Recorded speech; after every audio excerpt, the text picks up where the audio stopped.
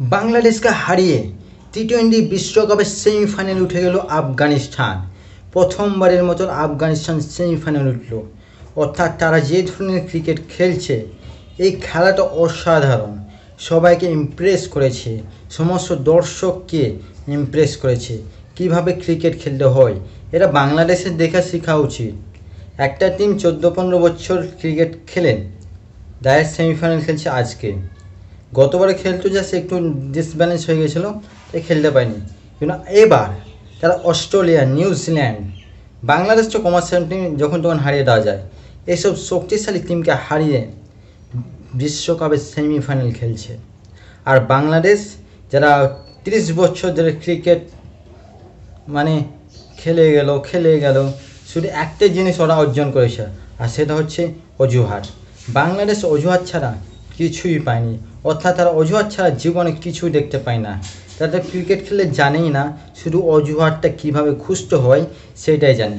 আর তাদেরকে বলবো, আফগানিস্তানকে দেখে কিছু শেখো, যারা একটা যুদ্ধ বিধ্বস্ত দেশ, যারা সবসময় ভয়ে থাকতো, তাদের কোনো খেলার মাঠ ছিল না, অথচ তারা আজকে ভালো লড়াই করে টি-20।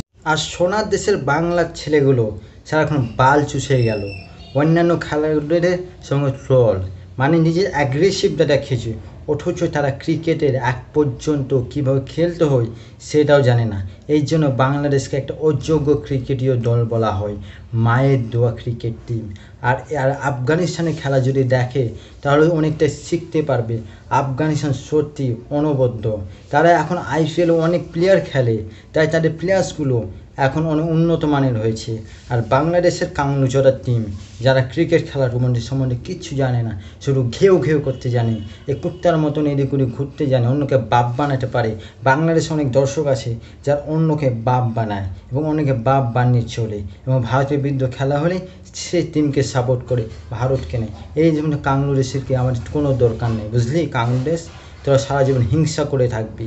আর আফগানিস্তানকে দেখ, তারা সবাইকে সম্মান দিতে জানে এবং তারা সুন্দরভাবে খেলতে জানে বলে আজ তারা সেমিফাইনালের মতন একটা জায়গায় আসছে। আমি চাইবো তারা আগামী কয়েকদিন বছরের মধ্যে অবশ্যই বিশ্বকাপ জিতবে এবং অবশ্যই জিতবে। আর বাংলাদেশ তোর বাপের জন্য পাবি না, তোরা ক্রিকেট খেলতে জানিস না, তোর ট্রফি কী জিনিস হয় সেটা তো দেখতেই জানিস না, আর তোরা ক্রিকেট খেলতে চলে আসছিস। জলপাট সালা বাংলাদেশি।